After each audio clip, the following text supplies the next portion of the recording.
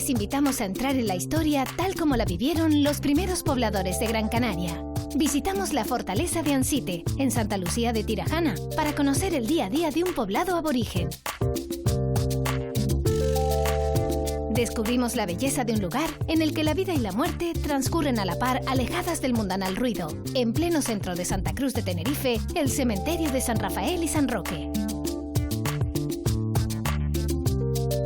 Y entramos en el Ayuntamiento de Santa Cruz de la Palma, un edificio que conoció tiempos de gloria y derrotas. Además cayó víctima del fuego a manos de un pirata de terrible nombre y peor fama, el pirata Pata de Palo.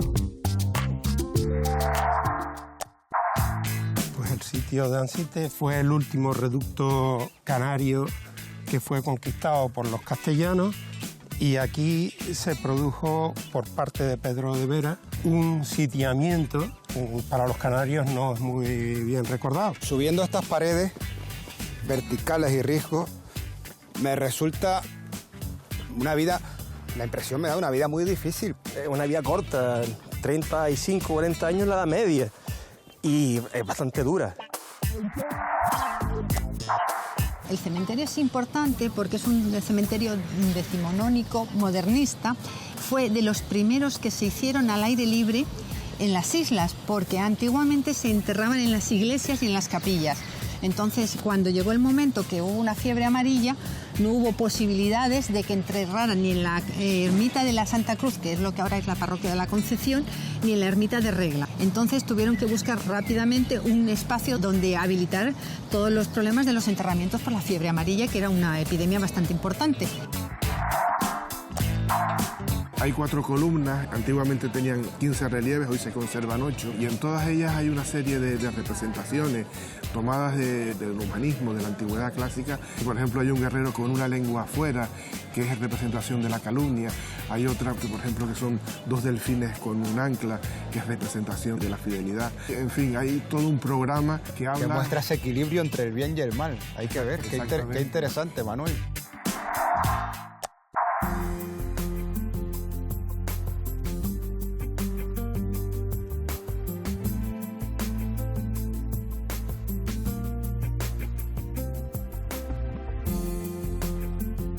En Abriendo Puertas recorremos los lugares más emblemáticos de las islas, los edificios históricos y las que fueron las viviendas de nuestros antepasados.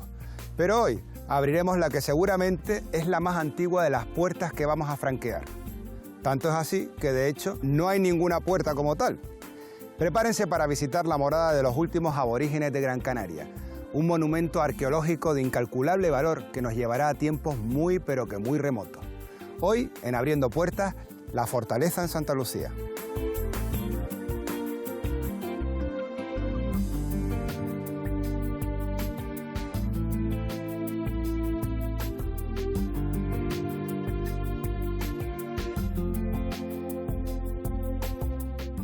Don Manuel Rebollo, muy buenos días. Buenos días, ¿qué tal? ¿Cómo andamos? Manuel Rebollo es doctor en historia y buen conocedor de la historia de Santa Lucía. Bueno, y se intenta. Se intenta. Yo quería que nos contara, Manuel, para empezar, porque a lo mejor hay gente que nos está viendo en casa y no lo sabe, ¿qué fue el sitio de Ansite?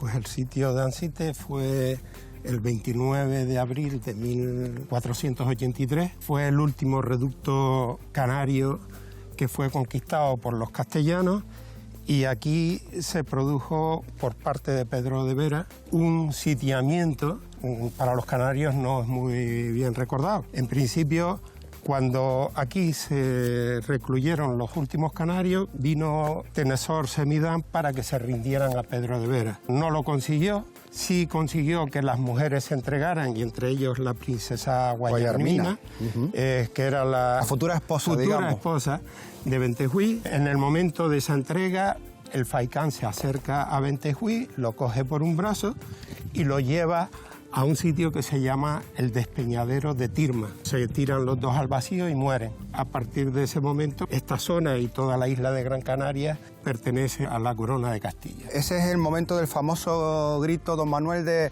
Atistirma. Atistirma, exactamente, Atistirma, que muchas veces nos preguntamos qué quieren decir.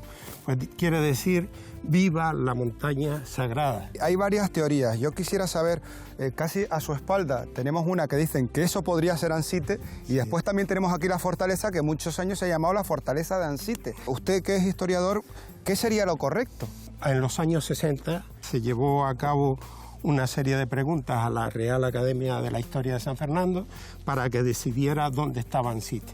En aquel momento había un hombre muy aficionado a la historia, un autodidacta, que es Vicente Sánchez Araña, que presentó a la Real Academia una serie de datos que se habían encontrado en esta montaña. Hoy por hoy la decisión es que esta es la fortaleza, esta es Titana, y aquí fue el último reducto Guanche, ¿no? Muchísimas gracias. Don Manuel, es usted un valor para Santa Lucía, sin duda. Bueno. Gracias por haberse acercado y atendernos hoy aquí en la fortaleza. Pues hasta pronto. Encantado, ¿eh? Suerte. Gracias.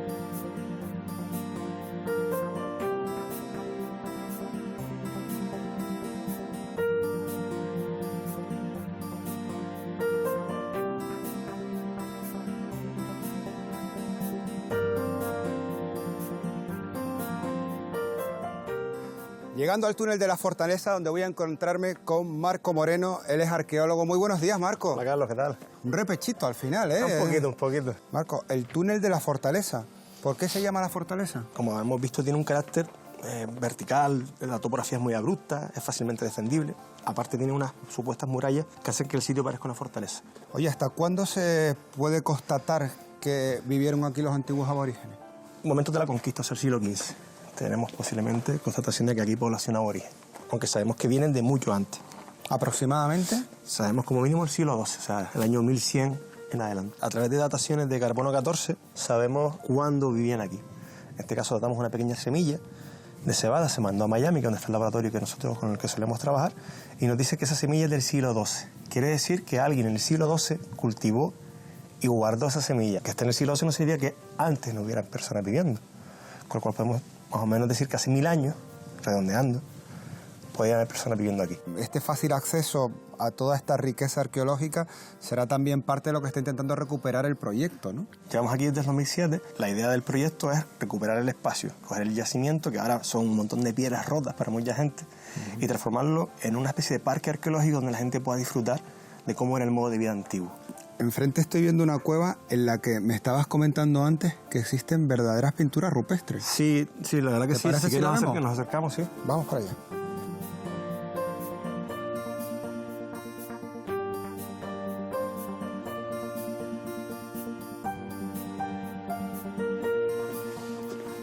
Así que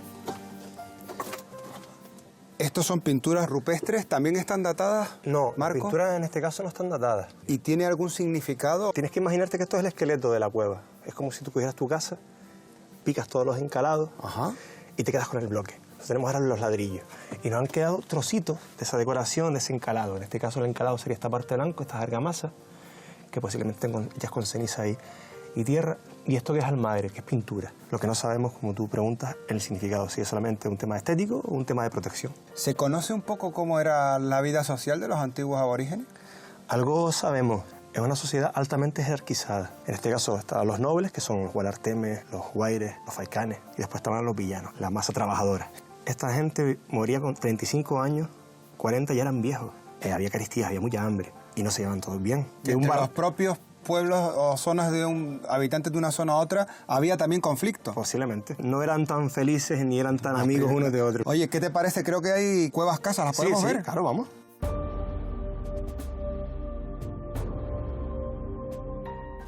Este es el camino tradicional, digamos. Sí, sabemos que del 19 se dibuja un camino en esta zona. Esa pared estaría un poco al revés, pero el camino este existiría porque de hecho donde vamos a ir ahora existen también adecuaciones de camino. O sea que estamos pisando un camino que como el propio enclave puede tener hasta 1000 años de antigüedad. Un poquito más viejo que tú que yo. Madre mía.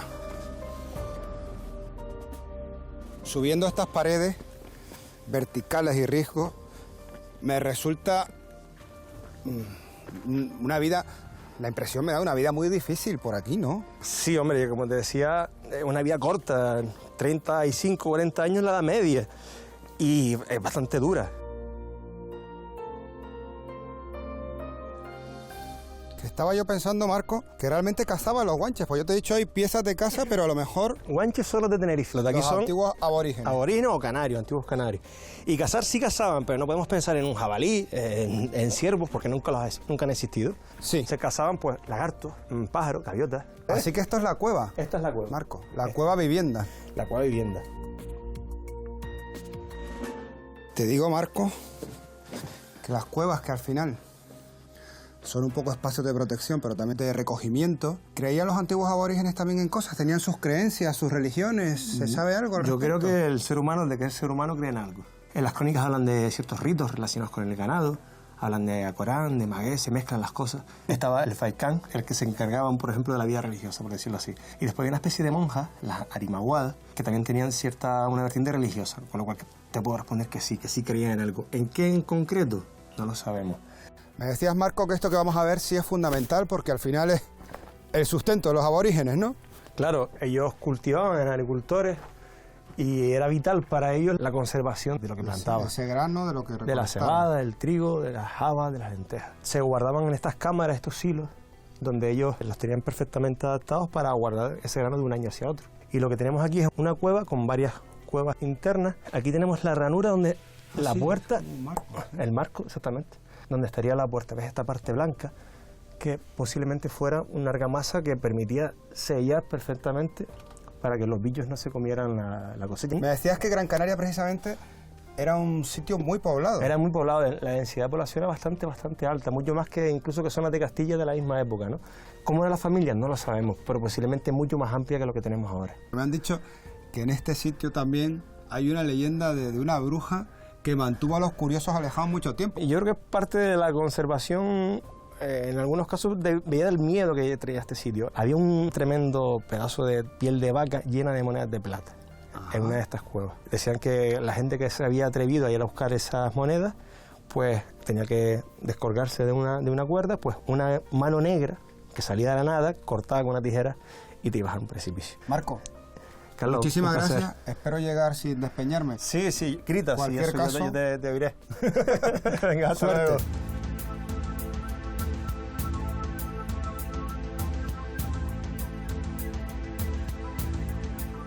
Voy al encuentro de don Juan Ramírez, Juanito Ramírez. Él es escultor y artesano con reconocimiento internacional. Y buenos días, don Juan. Nos va a contar usted parte de la historia de lo que ocurría aquí ya un poco después de esa prehistoria de Canarias, porque los 29 de abril se celebraba una fiesta muy particular, ¿verdad, don Juan? El 29 de abril por la tarde pues se reunía aquí cantidad de gente, señorío también, ¿no? Autoridades sí, y personajes ilustres. Sí, había un altar aquí y se decía una misa. O sea, donde se ha levantado otra vez. Sí, falta una piedra, la mesa donde se decía la misa. Había un altar auténtico y una mesa grande. Pero de piedra. Había un pequeño poema, una introducción, Juanito, que cuenta perfectamente el espíritu de lo que se vivía aquí. ¿Le importaría a usted decírnoslo a cámara? Los conartemes ofrecían en su gánigo leche y miel en señal de paz y amistad a los ilustres que visitaban nuestra isla. De ahí que el gánigo se haya convertido a través de los siglos en símbolo de paz. Por eso, todos los años, el 29 de abril, evocamos los canarios, aquel memorable día en que la Gran Canaria se incorporó a la corona de Castilla en la inmensa y gigantesca caldera de las Tirajanas, en cuya cima guarda el histórico roque de Ansite, testigo de los siglos de fusión de razas y religiones, y un pacto sellado a fuego de volcán que ni los tiempos ni las circunstancias han logrado destruir. Nos ha traído usted una foto aquí en el que se ve la cantidad de gente que hay en esa cueva, sí, en la entrada. Al principio se celebra siempre dentro de la cueva, pero después ya como era mucha gente, se hizo aquí unos asientos aquí y se ponía aquí en el Llano de la Paz. Era muy bonito y con respeto, era una misa. Juanito, me nombraba usted el gánigo. El gánigo lo hacía yo por encargo de don Vicente Sánchez Araña, el que llevaba todo esto de la fiesta Todos los años se daba a 4 o 5, o había hijos póstumos, o distinciones que habían siempre en señorío, de personas que se lo merecían. El último que se entregó aquí fue a don Vicente Sánchez en el 97, y gracias a él todo este es patrimonio del Cabildo. Del Cabildo. Decía usted que no era una celebración de la derrota, pero llegado un momento se deja de celebrar la fiesta también porque empieza la gente a protestar. Empiezan a protestar porque creían que aquí se estaba celebrando una gran fiesta. O sea, que lo que celebraba era la derrota de los aborígenes cuando... no era eso, porque era una misa y una lección histórica que leían. Juanito, muchas gracias por habernos acompañado hoy. Pues yo nada. me voy a acercar ahora a un escenario totalmente distinto, que es el Centro de Interpretación, que va a ayudar a la gente a comprender un poco más lo que significa la fortaleza. Muy amable. Bien, Gracias. gracias a ustedes.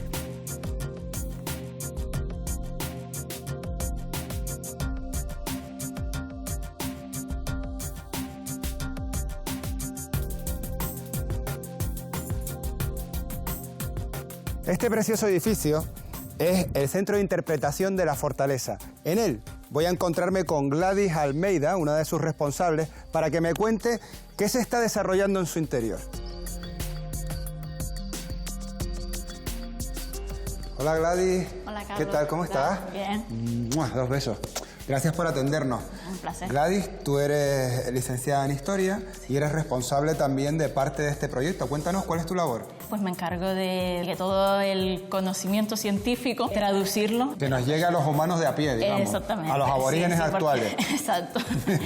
Cuéntame, Gladys, ¿dónde estamos ahora mismo? Mira, esto es una pequeña parte de lo que es el Centro de Interpretación de la Fortaleza. Veo que también hay más cosas en la sala y lo siguiente es muy interesante porque nos indica un poco qué es lo que se encuentran ustedes cuando empieza el trabajo de campo, ¿no? Y cuando empiece y a medida que avanza. Una excavación sí. arqueológica. Exacto. A primera vista tienes las botellas, las Claro, latas, es lo que se encuentra uno Lo que encuentras a la cuenta arriba. antes de empezar. Exacto. Primero hay que quitar basura y después ya va llegando lo Vamos interesante. estratificando y veo que abajo al final ya sí que están pues esos primeros siglos, ¿no? Exacto. Más o menos las dataciones que se tienen para este tipo de yacimientos. Y aquí, Gladys, esto sería, bueno, donde hemos estado antes, en la fortaleza, pero ¿cómo podría ser ese poblado, no? Cuando estaba habitado. Exacto, es una imagen idealizada, no lo sabemos con certeza. Aquí tienes el túnel, ¿ves? El caminito por el que subiste, por aquí. Y por ejemplo en el llano, que hay unas estructuras apenas asomando, pues podrían haber sido restos de casa. Bueno, y vamos a ver ahora, Gladys, un poco la joya de esta habitación, digamos, porque francamente esto es espectacular. Ajá. ¿Por qué construir algo de este tamaño y tan realista aquí si uno puede irse a la fortaleza? Cuéntame. Pues precisamente por eso, porque no todas las personas pueden acceder a la fortaleza. Bien pensado. ¿Vale? Pues hemos intentado resumir todo lo que puedes encontrar en la fortaleza. Entonces también lo hemos recreado un poco como podría haber sido. Gladys, muchísimas gracias por este recorrido. Ya como decimos, es una pequeña parte de todo lo que se va a poder disfrutar en este centro de interpretación. A la gente que no lo haya visto se los recomiendo que se den una visita por la fortaleza, es espectacular. Nosotros hoy hemos hecho casi un camino por la prehistoria, pero francamente el sitio y el entorno vale la pena. 2 besos. Suerte y enhorabuena por ese proyecto. Gracias. Hasta pronto. Hasta luego.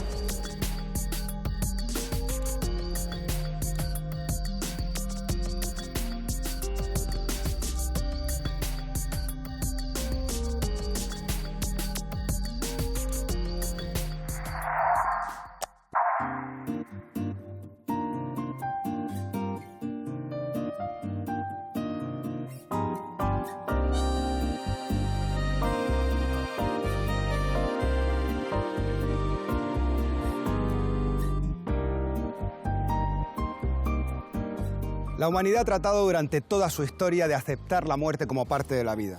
Por eso la llamada última morada ha sido siempre uno de los objetivos del arte y la belleza arquitectónica. Un intento que ha convertido a algunos camposantos en verdaderos museos al aire libre. En Santa Cruz de Tenerife, el cementerio de San Rafael y San Roque es uno de ellos. El lugar escogido para el descanso final de algunos personajes clave en la historia de la ciudad y de Canarias. Hoy abrimos sus puertas, con cuidado de no molestar, por supuesto, a sus silenciosos moradores.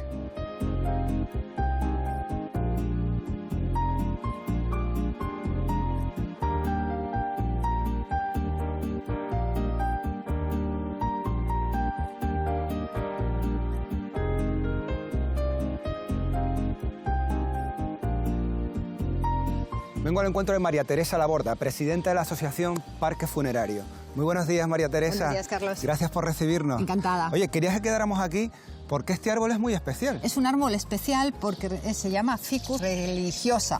Hay solamente 2 ejemplares en todas las islas, uno en Las Palmas y otro aquí. Es un árbol que se ha adaptado y tiene casi tantos años como el cementerio. Madre mía, o sea, un testigo del paso del tiempo, sin duda. Efectivamente. ¿Por qué es tan importante el cementerio? ¿Por qué vale la pena visitarlo? Bueno, el cementerio es importante porque es un cementerio decimonónico, modernista. Fue de los primeros que se hicieron al aire libre en las islas, porque antiguamente se enterraban en las iglesias y en las capillas. Entonces, cuando llegó el momento que hubo una fiebre amarilla, no hubo posibilidades de que enterraran ni en la ermita de la Santa Cruz, que es lo que ahora es la parroquia de la Concepción, ni en la ermita de Regla. Entonces tuvieron que buscar rápidamente un espacio donde habilitar todos los problemas de los enterramientos por la fiebre amarilla, que era una epidemia bastante importante. Entonces cruzaron el barranco de Santos y buscaron un sitio que fuera más amplio y fuera de la ciudad. Entonces esta zona se llamaba Los Molinos porque hacía bastante viento, entonces lo ubicaron para que todo lo que fuera el problema de los microbios y tal... miasmas, microbios, y orientado perfectamente porque aquí, claro, los alisios se arrastran en esa dirección. Hacia allá, efectivamente. Curiosamente, el cementerio se tenía que haber llamado Margarita Devoto de Baudet, que era la primera enterrada, como se hacía en todos los sitios, pero aquí lo cambiaron y entonces pusieron San Rafael y San Roque porque eran los abogados de la enfermedad y de la peste. Y pasan los años, el edificio hay un momento en el que ya no se usa... Se llenó, porque siguió habiendo epidemias y hubo una epidemia de cólera, morbo, y entonces colapsó todo lo que había, porque había habido 4 ampliaciones, pero no había capacidad suficiente. María Teresa, ¿esta era la entrada original? Sí, esta era la entrada original y tiene 2 pequeñas laterales que dan de servicio y luego tiene una en la parte alta, que es la que daba al cementerio protestante. ¿Qué te parece? ¿Me invitas a cruzar esta puerta? ¿Entramos? Venga.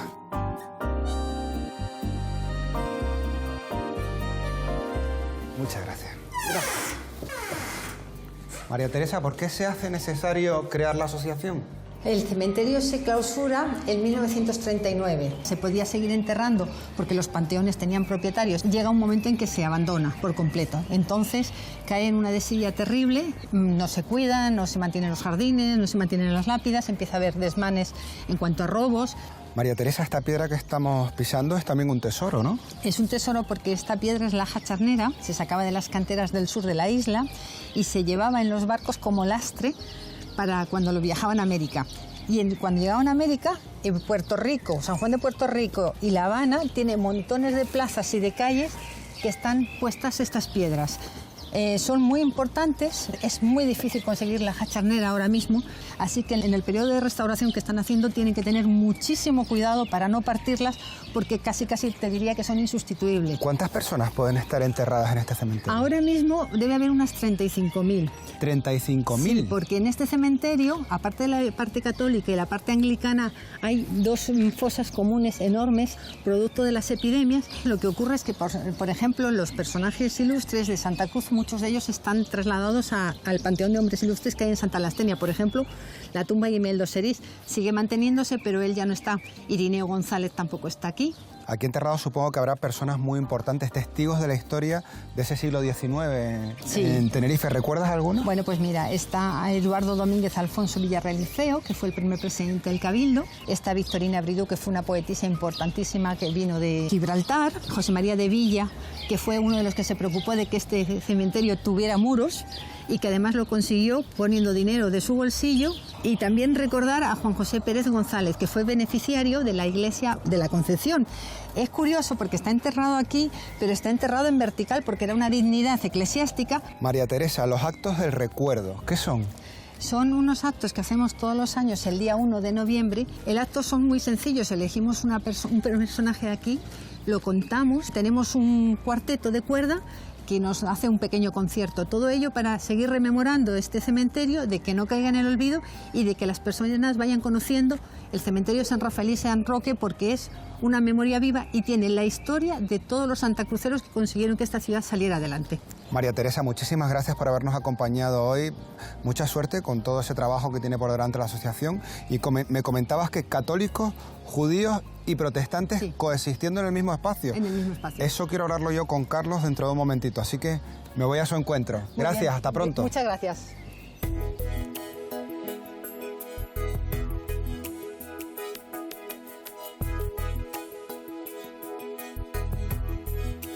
Carlos Benítez es historiador y vicepresidente de la asociación. Con él vamos a conocer otra parte del cementerio. Muy buenos días, Carlos. Buenos días. ¿Cómo estás? Muy bien. Oye, ¿dónde estamos? Cuéntame. Estamos en la parte anglicana del cementerio. Ajá. Es una parte que se funda hacia 1830, es decir, con posterioridad a la católica. Se materializa 7 años después. La iniciativa parte del cónsul de Gran Bretaña, Mr. Richard Bartlett, que lo tenemos enterrado en esta zona. Ajá. Carlos, noto además que esta parte, digamos, es un poco más sobria, quizá, que la parte católica. Sí, el gusto o la costumbre de la religión anglicana vota más por la sencillez de las sepulturas. No son sepulturas que sean todas de obra, como hemos visto en la parte católica, sino simplemente el cuerpo se entierra en la propia tierra y se cubre. Pues se ve que tenemos unas estelas verticales y en algunos casos está delimitada la sepultura, pero nada más. ¿Y su simbología es muy distinta?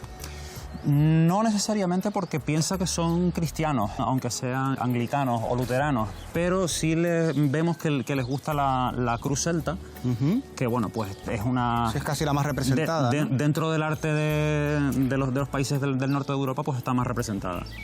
Carlos, ¿y esta capilla de qué época es? Esta capilla es posterior al cementerio anglicano. Data de 1869, que es cuando cae la monarquía de Isabel II, y llega el gobierno provisional y Primera República, que se supone que el Estado pues ya no es tan aconfesional, y la dejan construir. En España hubo una tolerancia, pero hasta cierto punto. Sí, hasta cierto punto. Carlos, muchísimas gracias por habernos acompañado. Suerte con la asociación y ese trabajo para mantener todo este patrimonio que es fantástico. Y me voy ahora a conocer al arquitecto que está llevando un poco estas obras de recuperación del espacio. Muy bien. Hasta pronto. Gracias.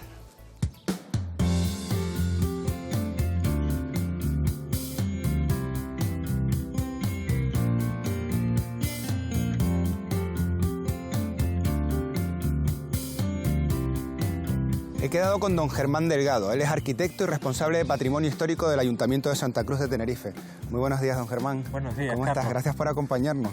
Gracias a ustedes. Te veía interesado en este árbol y en la vegetación en general, porque creo que tiene su valor específico dentro de los camposantos, dentro de los cementerios, sí, ¿no? Sí, la vegetación es muy importante en los cementerios porque el simbolismo vegetal está asociado, por ejemplo, a la resurrección. Los cipreses, que son árboles que son apuntados hacia el aire, o las palmeras, que tienen sus raíces en la tierra, su tronco en el aire y sus hojas apuntan hacia el cielo. Qué bonito. O sea, entonces, que parte de ese trabajo que se está haciendo en el cementerio también supone cuidar esta flora y fauna específica. Por supuesto, queremos hacer un inventario de las especies vegetales que están en el cementerio para mantener aquellas que correspondan al simbolismo funerario y eliminar algunas especies que las han traído aquí a lo mejor las aves, las semillas.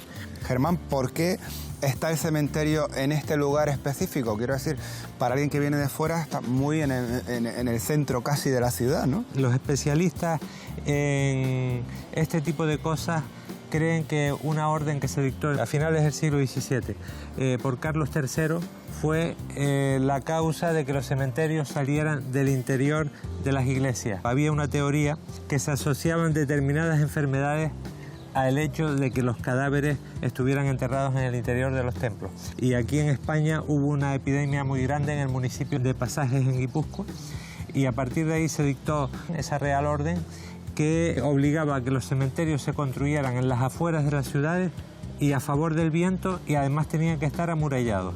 Por eso este cumple específicamente con prácticamente toda la norma. Por supuesto. Y estaba en las afueras de las ciudades, en un sitio por esas fechas deshabitado.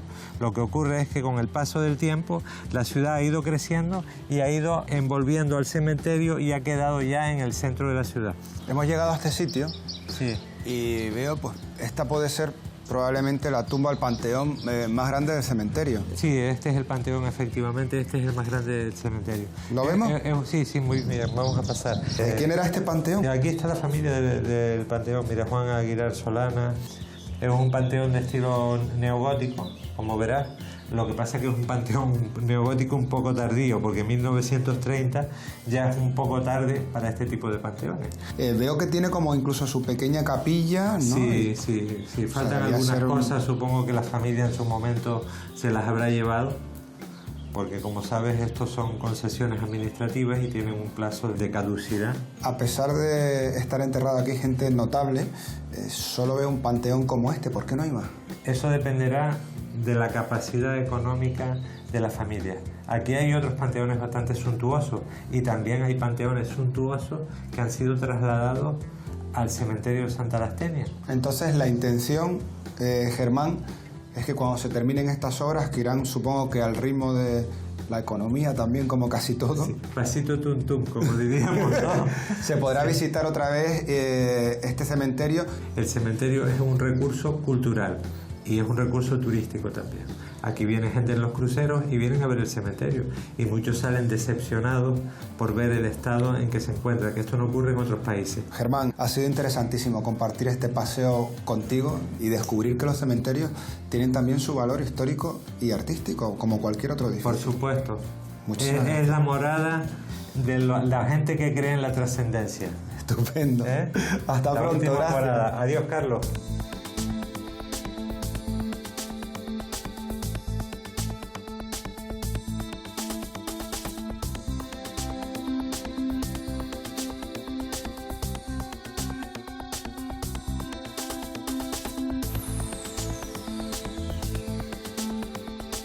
Encarna Galera es trabajadora del Plan de Empleo Social del Ayuntamiento de Santa Cruz de Tenerife.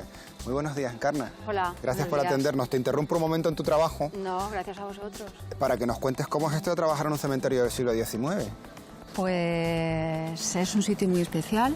Fue nombrado Bien de Interés Cultural en el año 2006 y bueno, yo estoy trabajando junto con otro compañero y bueno, pues somos peones de limpieza que nos dedicamos pues a embellecer el cementerio, intentar quitar todo lo que va saliendo que pueda perjudicar a la piedra. Me han dicho que eres especialmente cuidadosa con las lápidas. Quizás has sabido darle la vuelta también y aprender su valor histórico y quién estaba enterrado aquí, ¿no?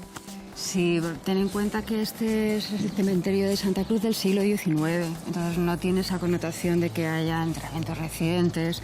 Es bueno, como una especie de fotografía antigua. Las lápidas además son muy bonitas, tienen un trabajo muy bien hecho de cantería. También tiene un significado emotivo porque ten en cuenta que en aquella época no había medicinas, entonces muchos son personas jóvenes, niños. Y bueno, pues nosotros intentamos hacerlo lo mejor posible. Al final lo que se respira en Encarna aquí es paz, vegetación, pájaros, un poco tranquilidad también, sí, ¿no? Tenemos otro concepto de lo que es estar en un cementerio, casi. Sí, de hecho muchas de las personas que vienen que buscan eso, tranquilidad, pasear tranquilamente, pues disfrutando eso del entorno que se oyen los pájaros, hay vegetación. Otras personas, bueno, vienen porque son descendientes de personas que hay aquí enterradas. Tienes, creo que unos folletos, ahora que está otra vez en marcha, para que se puede poder visitar el cementerio. Sí, de hecho, bueno, pues nosotros, además de limpiar, le damos a los visitantes este tríptico que está editado por el Ayuntamiento. Cementerio San Rafael y San Roque. Y aquí te cuenta un poco la historia. Sí, es un resumen de la historia del cementerio, de por qué este cementerio se construyó, por qué se construyó aquí. Pues Encarna, oye, te voy a dejar que sigas trabajando, no te entretengo más. Yo voy a seguir dando un paseo por este cementerio, respirando pues esta calma al final que da la última morada. Sí, sí, suerte, muy tranquilo. Suerte con todo lo que venga y enhorabuena por este trabajo que es muy intenso. Solamente me gustaría recordar que el cementerio está abierto de lunes a viernes de 9 a 1. De lunes a viernes de 9 a 1. Queda dicho, no se pierdan esta visita. Hasta pronto, Encarna, gracias. Nada, gracias a vosotros. Adiós.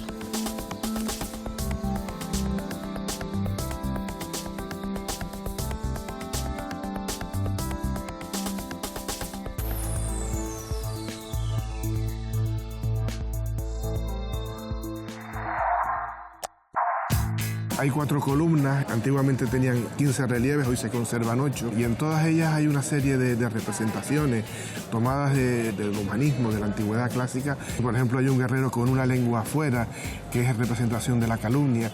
Hay otra, que por ejemplo, que son 2 delfines con un ancla, que es representación de la fidelidad. En fin, hay todo un programa que habla... Que muestra ese equilibrio entre el bien y el mal. Hay que ver, qué interesante, Manuel.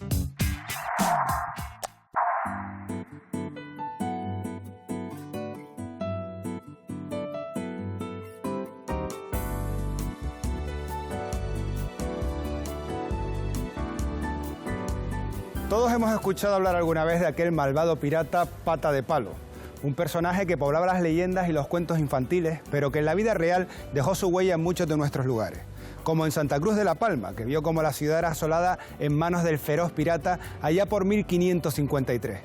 De sus cenizas nacieron los más hermosos edificios, entre ellos el que descubriremos hoy con ustedes, el actual Ayuntamiento de Santa Cruz de la Palma, el mejor ejemplo de la arquitectura civil del siglo XVI en Canarias.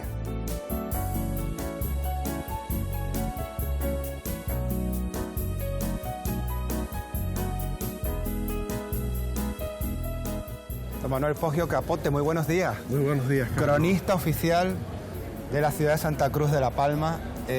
¿Sabes, Manuel, que a nosotros nos encanta especialmente que sean los cicerones los cronistas oficiales, porque hay gente que conoce perfectamente la historia de la ciudad?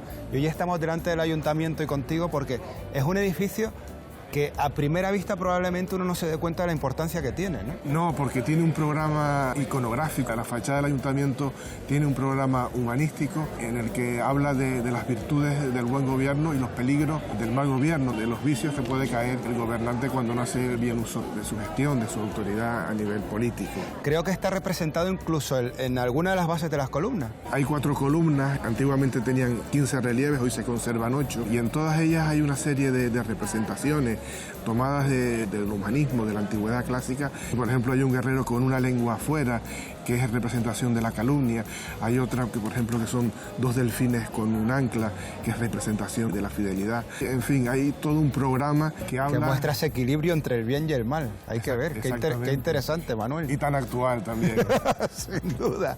Manuel, otra cosa que me llama la atención son los arcos, porque además de lo que conforman esa invitación a la entrada del edificio, uno incluso da paso a una calle de atrás, ¿no? Comunica con la calle trasera y tiene la disposición de una logia renacentista. Veo que ocupa un lugar muy importante ese escudo imperial, aparte de que esté representados otros del resto de la isla. Sí, la fachada se termina a mitad de la década de 1560, 10 años después de ese ataque pirático que prácticamente destruyó buena parte de Santa Cruz de la Palma, y en esa fachada están representados el escudo imperial de España, Felipe II, el escudo de la isla con San Miguel, y también el escudo del presidente del Cabildo de aquella época, el teniente de gobernador Luis Alarcón.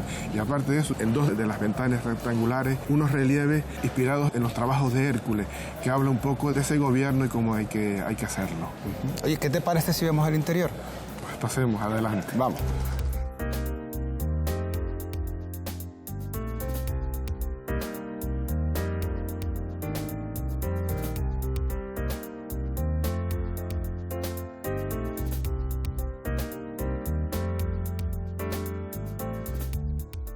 Manuel, y este es el pendón de la ciudad. La antigua bandera, la insignia, el estandarte que representaba Santa Cruz de la Palma.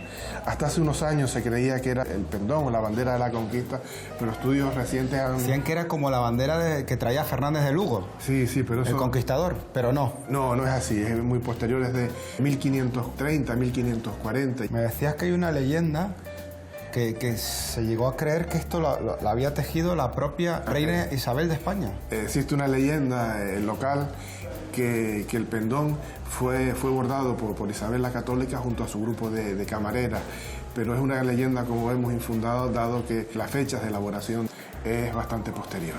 Manuel, me gustaría visitar contigo también la zona de archivo, pero de camino también quiero que me cuentes que este edificio tuvo una parte que fue calabozo, ¿no? Que fue cárcel realmente. Sí, el antiguo cabildo, el consejo de la isla, cumplía diferentes funciones, tanto económicas, comerciales, agrícolas, y una de ellas era la de justicia. Pero Manuel, no se encarcelaba a todo el mundo. ¿Realmente a quién encarcelaban aquí? Bueno, igual que ocurre hoy en día, pues quien más probabilidades tenía de sufrir prisión eran las personas con menos recursos, y en cierta manera eran pues las clases más desfavorecidas, los esclavos. Hay referencias documentales incluso hasta de ejecuciones, y eran siempre esclavos moriscos, o sea, personas de las clases más desfavorecidas de la sociedad de aquel tiempo.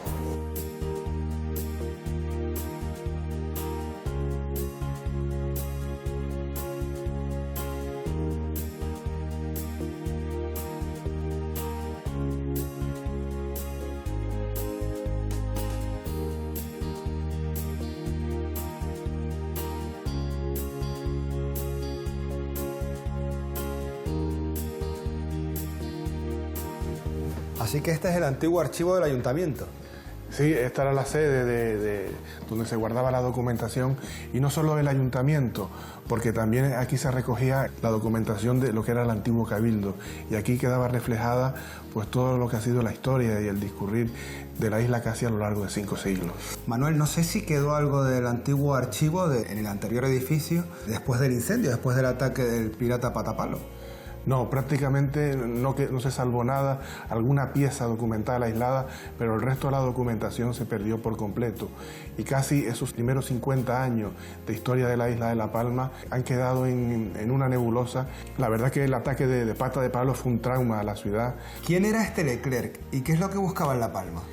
Era un corsario francés que llega a Santa Cruz de La Palma con 5 navíos y más de 600 soldados, que toma la ciudad por casi 10 días. Saquea, registra los domicilios, se apodera de personas, se piden rescate, quema diferentes partes de la ciudad.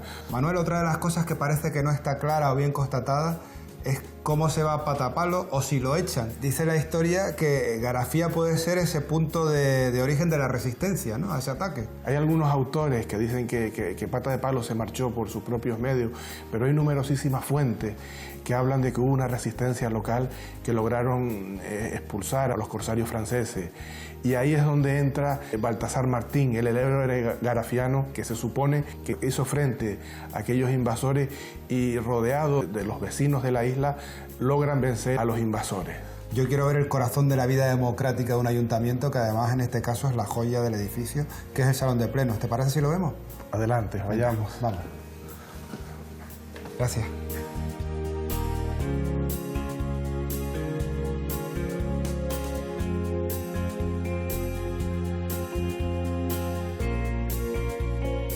Salón de Plenos, Manuel. Qué bonito, con esta madera de tea tradicional. Y estamos en la parte antigua, digamos, ¿no?, del Salón de Plenos. Y la parte principal de las casas consistoriales, que fueron remodeladas en la década de 1940 en un proyecto dirigido por el arquitecto Tomás Machado. Y ha sido siempre la sede principal del ayuntamiento donde se celebraban sus sesiones. Se puede decir que este ayuntamiento es el primero históricamente que se constituye de alguna manera democráticamente, ¿no? Sí, así está considerado en la actualidad como el primero que existió con una elección popular censitaria democrática de España. Y el 1 de enero de 1773 se producen esas elecciones y que se constituye este ayuntamiento con un carácter y con una naturaleza democrática. Y de testigo a nuestras espaldas está Alfonso XIII, ¿no?, que sí que hizo mucho por el patrimonio pictórico.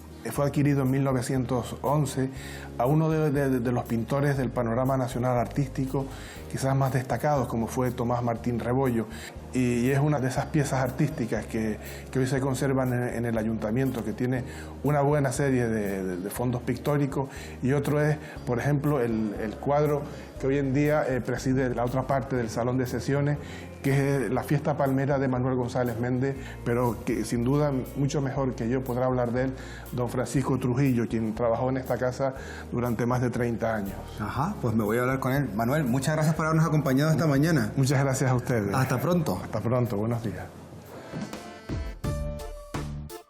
Don Francisco Trujillo Hernández. ¿Qué tal? Muy buenos días. Buenos días. Me dice Manuel que si alguien me tiene que hablar de este cuadro, tiene que ser usted. Pues lo intentamos. Cuénteme.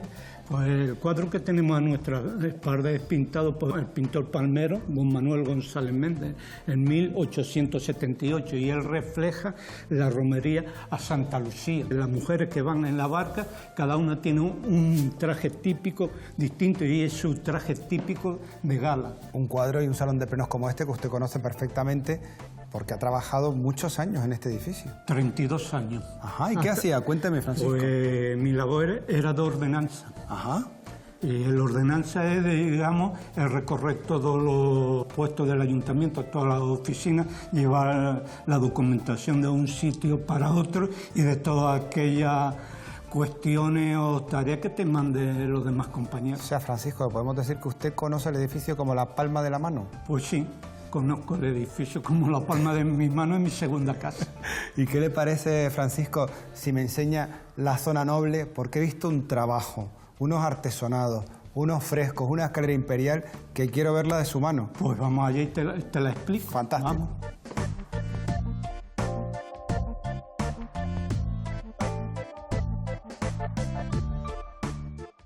Bueno, Francisco, esto es bellísimo, estos artesonados, qué trabajo. ¿Quién es el autor? El maestro de Desiderio Díaz. Ajá. Y después el arquitecto fue don Tomás Machado. Y todo el artesanado que ve ahí en el techo es elaborado a mano. Refleja o da la vida de la isla a principios del siglo XX. Ajá. El panel de frente, que la construcción naval empezó aquí en la isla por la abundancia de los bosques y la madera. Si ya vamos al panel de la parte izquierda, en la parte superior, ve las mujeres sembrando y preparando la tierra para la cosecha. Francisco, y otra deliciosa de la cultura de La Palma, el vino palmero, ¿no? Sí, el vino palmero, sí, también lo refleja muy bien el pintor, la elaboración del vino de Malvasía, que William Shakespeare en uno de sus libros refleja el vino de los dioses. En Malvasía hace alusión a los vinos de La Palma y de nuestra isla hermana de Lanzarote. Francisco, veo que conoce usted la historia perfectamente y estoy seguro que 32 años habrá tenido que contársela a mucha gente. ¿Recuerda algún personaje ilustre? Pues sí, en una visita que hizo la ministra por aquel entonces de Agricultura, Loyola de Palacio. Ajá. Y por aquel entonces el concejal don Gabriel Mato me llamó para que le explicase a la señora ministra la historia en breve del ayuntamiento. Francisco, ha sido un placer. Gracias por habernos dedicado estos minutos en esta visita que hemos hecho al Ayuntamiento de Santa Cruz de La Palma, que nos ha encantado. Mucha suerte y nos vemos pronto. Vale.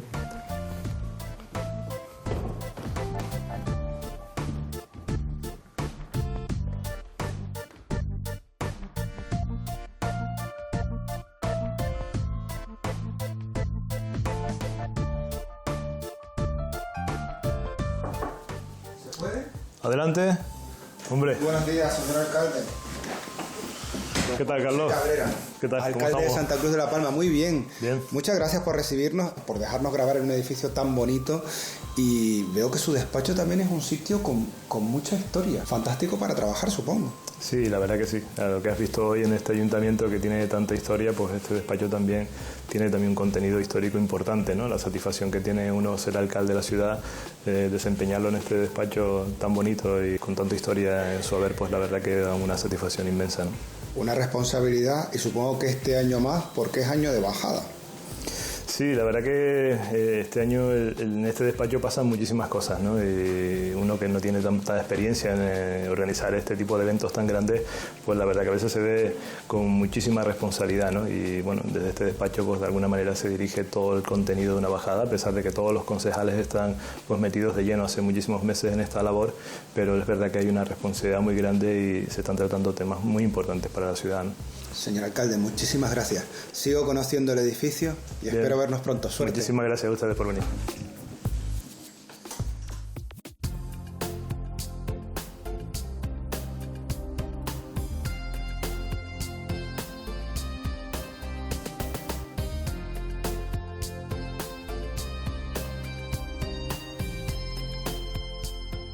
Don Manuel González Plata, muy buenos días. Poeta, escritor, conocedor de la capital y de La Palma entera, y además me recibe aquí con el enano, algo que usted conoce y quiere mucho. Que es el alma de las fiestas lustrales. Y siempre digo que los que bailan los enanos los debían de bailar como si estuviéramos danzando dentro del templo de las nieves. El enano tiene que estar concentrado y es una oración dramaturgica que se hace a la Virgen de las Nieves. Este enano no estaba situado aquí, ¿por qué se trasladó? Primero estuvo en el Teatro Chico y luego vino a dar en la entrada del ayuntamiento, la Plaza España número 6, pero yo creo que ahí estaba en un lugar muy oscuro, apenas se veía, desentonaba. ¿Usted ha bailado dentro de un enano? He bailado dentro de un enano, he sido un enano en el año 1960 y es una experiencia inolvidable, emocionante, pero que físicamente no me atrevería a repetir.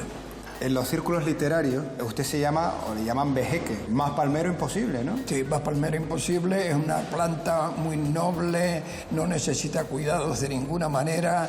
Manuel, yo no lo he dicho todavía, pero usted está con nosotros en este ayuntamiento, además de por todos sus conocimientos de la isla y de Santa Cruz de La Palma, porque fue usted tesorero de este ayuntamiento durante 35 años. ¿Le parece si vamos a la oficina en la que trabajaba? Sí, subimos 10 escaloncitos y estamos allí. Perfecto.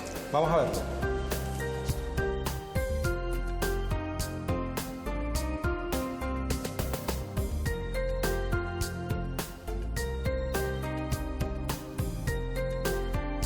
Creo que tiene usted aquí detrás de esta caja un documento importante, por lo que supuso de motivo para usted, ¿no? ¿Podemos verlo?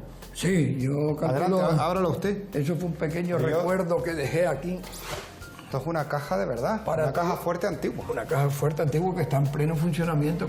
Ah, y esta foto es lo que me decía usted que recoge el momento en el que usted asume la responsabilidad. No, en el momento en que yo leo el estado de las cuentas en los bancos y los valores y demás. Ajá, o sea, es el libro de arqueo, digamos, y estamos hablando del año 79, pues del año un año 79, después de haberse aprobado la Constitución. Pues exactamente. Don Manuel, ha sido un placer conocerle. Y a mí también. Espero vernos pronto. Un saludo a todos. Nos vamos por donde hemos venido, eso sí, con la imaginación cargada de nuevas historias y con ganas de mucho más.